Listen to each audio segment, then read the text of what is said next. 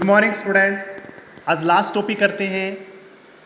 Topic ही है दे रखा है आपकी बुक में ये कि सूर्य जो है सूर्यास्त के समय सूर्योदय के समय लाल रंग का क्यों दिखाई देता है, यानी उसके रंग लाल रंग। यानी आपको एक बात याद रखनी है बच्चों कि जब भी कभी रंग की बात होती है, जब कभी रंग की बात हो तो वो प्रकीर्णन की वजह से होता है। किसकी वजह से होता है? प्रकीर्णन की वजह से होता है, याद रखना है। और जब कभी उसकी स्थिति की बात हो जैसे भी इतना ऊंचा क्यों दिखाई देता है, नज़दीक क्यों दिखाई देता है, यानी जब उसकी स्थिति की बात होती है, पोजीशन की बात होती है, तो वो याद रखना है वो आपका अपवर्तन की वजह से होता है। किसकी वजह से होता है?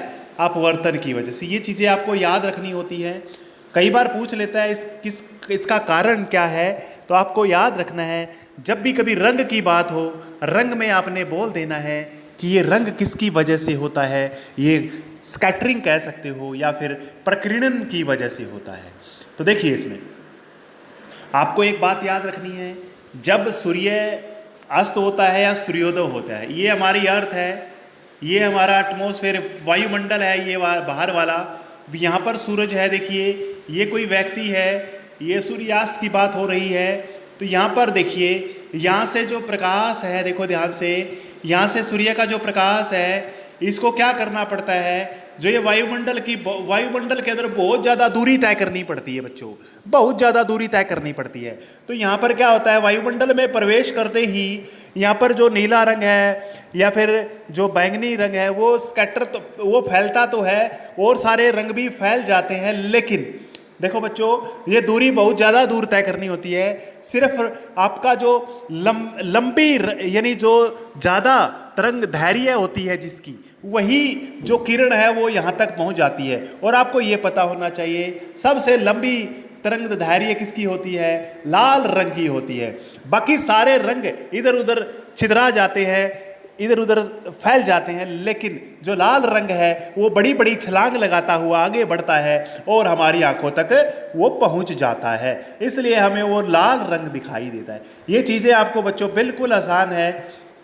देखो मैंने लिखा हुआ है प्रभात या सायंकाल के समय सूर्य क्षितिज के पास होता है। इस समय प्रकाश को क्या करना पड़ता है? वायु की मोटी मोटी परतों से गुजरना पड़ता है और प्रकाश को एक लंबी दूरी भी तय करनी पड़ती है। देखो लंबी दूरी, देखो यहाँ पर अर्थ है, यहाँ पर ये एटमॉस्फेयर वायुमंडल है।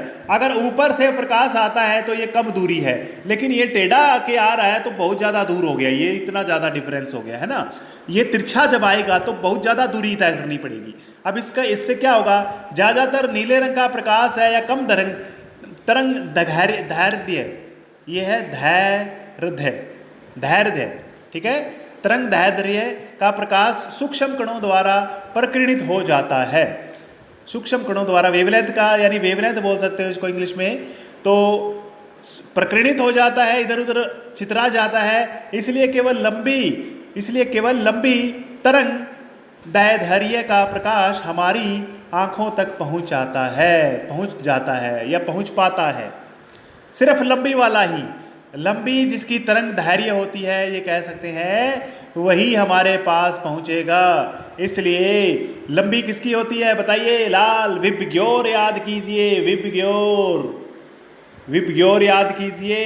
रेड सबसे लंबी तरंग धैर्य, लंबी लंबी छलांग लगाने वाला है रेड, और बाकी तो छोटी छोटी छलांग वाले हैं, वो तो फैल जाएंगे इधर उधर, लेकिन लंबी छलांग लगाते हुए वो प्रकाश, लाल रंग का प्रकाश हमारी आंखों में पहुंच जाता है, याद रखना है। अच्छा एक बात और होती है, दोपहर के समय की बात कर लेते हैं।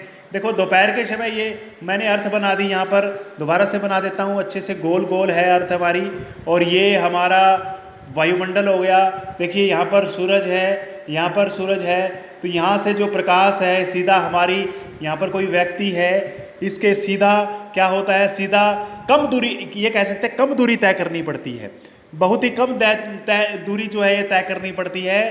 तो सारे के सारे रंग है ना इक्वल अमाउंट में वो स्कैटर होते हैं, तो वो सारे के सारे रंग थोड़े थोड़े मात्रा में करते हैं भाई, थोड़े थोड़े प्रकीर्णित होते हैं।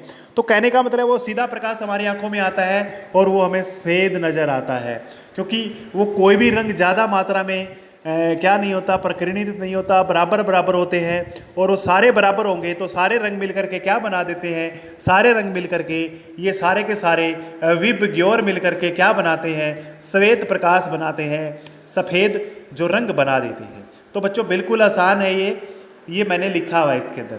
दोपहर के समय सूर्य हमारे सिर के ऊपर होता है, प्रकाश को बहुत कम दूरी तय करनी पड़ती है, इसलिए जो नीला और बैंगनी कम मात्रा में प्रकीर्णित होता है, तो नीला बैंगनी हमें दिखाई नहीं देता, तो सूर्य हमें श्वेत नजर आता है। क्या नजर आता है? श्वेत नजर आता है। आपको ये क्वेश्चन आपकी बुक से इसमें आप नोट कर सकते हो, बिल्कुल ईजी है। आशा करता हूँ समझ में आ गया होगा। Thank you. ये चैप्टर आपका फिनिश होता है, इसमें कोई टॉपिक भी आपका शेष नहीं है। Thank you.